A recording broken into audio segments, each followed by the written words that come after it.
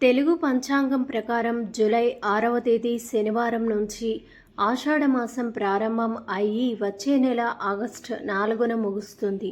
ఆ తర్వాత శ్రావణ మాసం ప్రారంభం అవుతుంది.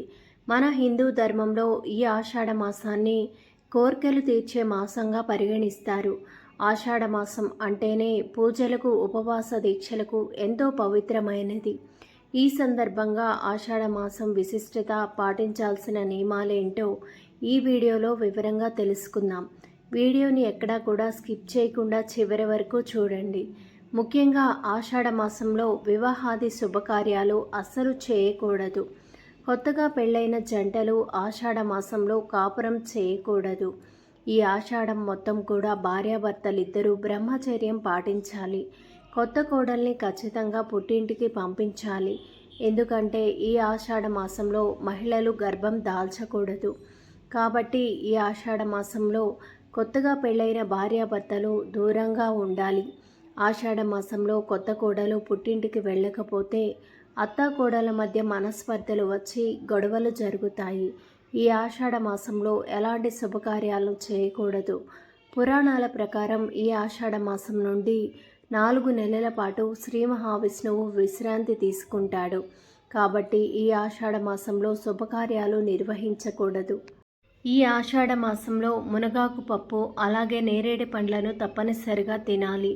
ఎందుకంటే వేసవికాలం వెళ్ళి వర్షాకాలం వస్తుంది. కాబట్టి ఇలా ఋతువులు మారుతున్న సమయంలో మన శరీరంలో అనేక మార్పులు వస్తాయి. దీంతో మన శరీరానికి రక్షణ ఇచ్చే ఆహారాన్ని తప్పనిసరిగా ఈ ఆషాఢ మాసంలో తీసుకోవాలి. ముఖ్యంగా మునగాకుతో పప్పు, తెలగపిండి వంటి ఆహారాన్ని తినాలి. ఈ ఆషాఢ మాసంలో మీరు తినే ఆహారం పైన ప్రత్యేకమైన శ్రద్ధ తీసుకోవాలి. ఈ ఆషాఢ మాసంలో ముఖ్యంగా చద్దన్నాన్ని అస్సలు తినకూడదు. అలాగే ఆకుకూరలు, మాంసం, చేపలు, మద్యం, బెండకాయ, వెల్లుల్లి, ఉల్లి వంటి పదార్థాలను అస్సలు తీసుకోకూడదు. ఆషాఢ మాసంలో ఆడవారి చేతుల్లో గోరింటాకు మెరిసిపోతూ ఉంటుంది. ఈ ఆషాఢ మాసంలో గోరింటాకు ఎర్రగా పండితే అందాల రాకుమారుడు భర్తగా వస్తాడని మన పెద్దలు చెప్తూ ఉంటారు. శాస్త్రీయ పరంగా గోరింటాకు గురించి చెప్పాలంటే ఆషాఢంలో వర్ష ఋతువు ఆరంభమవుతుంది. ఆషాఢ మాసాన్ని అనారోగ్య మాసంగా పిలుస్తారు. ఎండాకాలం నుంచి వర్షాకాలంలోకి అడుగు పెడుతున్నప్పుడు మన శరీరంలో వేడి బాగా పెరుగుతుంది. ఇలాంటి సమయంలో మనకి ఎన్నో అనారోగ్య సమస్యలు వస్తాయి. అందుకే ఈ ఆషాఢంలో ఆడవాళ్ళు తమ చేతులకు గోరింటాకును తప్పనిసరిగా పెట్టుకోవాలి. శరీరంలో ఉండే వేడిని గోరింటాకు తీసేస్తుంది. రోగనిరోధక శక్తిని పెంచుతుంది. అలాగే గోరింటాకు రసంలో యాంటీబ్యాక్టీరియా లక్షణాలు ఉంటాయి. కాబట్టి స్త్రీలకు ఉండే గర్భాశయ సమస్యలు, చర్మ సంబంధమైన సమస్యలు తొలగిపోయి మంచి ఆరోగ్యం సిద్ధిస్తుందని ఆయుర్వేదం చెప్తుంది.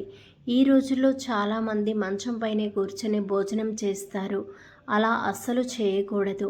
ఈ నెల రోజుల పాటు మంచం మీద కూర్చొని భోజనం చేస్తే మీకు రాబోయే కాలంలో ఆహార ధాన్యాలకు తీవ్ర కొరత ఏర్పడుతుంది. కాబట్టి మంచం పైన కూర్చొని భోజనం చేయకండి. ముఖ్యంగా ఈ ఆషాఢ మాసంలో దేవాలయాలకు వెళ్ళడం, ఇంట్లో పూజ చేసుకోవడం, దేవుని మంత్రాలను చదవడం, అలాగే దేవుణ్ణి ధ్యానించడం, ఇలాంటి పనులు చేయడం వల్ల మీకు ఎంతో పుణ్యం లభిస్తుంది. ఈ ఆషాఢ మాసంలోనే గురు పూర్ణిమ, బోనాల ఉత్సవాలు వంటి ముఖ్యమైన పండుగలను జరుపుకుంటారు. చాతుర్మాసం కూడా ఈ నెలలోనే ప్రారంభం అవుతుంది. అలాగే పెళ్ళైన స్త్రీలు ఉదయాన్నే నిద్రలేచిన ముందుగా ఇల్లు వాకిల్ని శుభ్రం చేయాలి. లేకపోతే మీ ఇంటికి దురదృష్టం పడుతుంది. దీంతో మీ ఇంట్లో ఎల్లప్పుడూ సమస్యలే ఉంటాయి. ఏ స్త్రీ అయితే ఉదయమే నిద్రలేచి ఇంటి ముందు కల్లాపు చల్లి చక్కగా ముగ్గులు వేస్తుందో ఆ ఇంట్లో ముక్కోటి దేవతలు నివసిస్తారని అనడంలో ఎలాంటి సందేహం లేదు. మనలో చాలామంది దీపారాధన చేస్తున్నప్పుడు ఒక కుంది మాత్రమే ఉపయోగిస్తారు. కానీ ఈ ఆషాఢ మాసంలో ఇంట్లో పూజలు చేసేటప్పుడు ఖచ్చితంగా 2 దీపాలు వెలిగించాలి. అప్పుడే మీరు చేసే పూజలకు పుణ్య ఫలితం లభిస్తుంది. ఒకవేళ కనుక మీరు చేసే పూజలో ఒక కుంది మాత్రమే వాడినప్పుడు 3 వత్తులతో దీపారాధన చేయండి. ఈ ఆషాఢ మాసంలో ముఖ్యంగా ఎవరైనా ఆపదలో ఉన్నవారికి మట్టి కుండ, గొడుగు, ఉప్పు, జామకాయలు ఈ వస్తువుల్లో ఏదో ఒకటి దానం చేస్తే మీ కుటుంబానికి ఎంతో పుణ్యం లభిస్తుందని వేద పండితులు చెబుతున్నారు. ఈ ఆషాఢ మాసంలో నీటిని వృధా చేయకూడదు. ఎవరైతే నీటిని వృధా చేస్తారో ఆ ఇంట్లో లక్ష్మీదేవి ఇల్లులో కళావిహీనమై అష్టకష్టాలతో నిండి ఉంటుంది. ఈ ఆషాఢ మాసంలో శ్రీ మహావిష్ణువుని, ఈశ్వరుణ్ణి, హనుమంతుణ్ణి ఎక్కువగా పూజించాలి. ఎవరి జాతకంలో అయితే కుజుడు బలహీనంగా ఉంటాడో అలాంటి వారు ఈ ఆషాఢంలో శివునికి అభిషేకం చేస్తే జాతకంలో ఉన్న కుజదోషాలు తొలగిపోతాయి. ఈ ఆషాఢ మాసంలో ప్రతి ఒక్కరూ సూర్యోదయం కంటే ముందే నిద్రలేచి స్నానం చేసి సూర్యుడికి అర్ఘ్యం సమర్పించండి. ఈ నెల మొత్తం సూర్యునికి అర్ఘ్యం సమర్పించడం వల్ల మీ ఇంటికున్న దరిద్రం మొత్తం పోయి సూర్యదేవుని ఆశీర్వాదం వల్ల మీ కుటుంబానికి ఐశ్వర్యం ప్రాప్తిస్తుంది. రాళ్ల ఉప్పు అంటే లక్ష్మీదేవికి చాలా ఇష్టం కాబట్టి ఈ ఆషాఢ మాసంలో వచ్చే శుక్రవారం రోజున రాళ్ల ఉప్పును ఒక పేపర్లో కట్టి మీరు పడుకునే మంచం కింద ఉంచండి. తెల్లవారిన తర్వాత ఇంట్లో ఉండే స్త్రీలు ఎవరితోనూ మాట్లాడకుండా ఆ ఉప్పును తీసి ఎవరూ తిరగని ప్రదేశంలో పడేయాలి. ఇలా చేస్తే ఇంట్లో ఉన్న దుష్ట శక్తులన్నీ పోయి లక్ష్మీదేవి మీ ఇంట్లో తిష్ట వేసుకుంటుంది.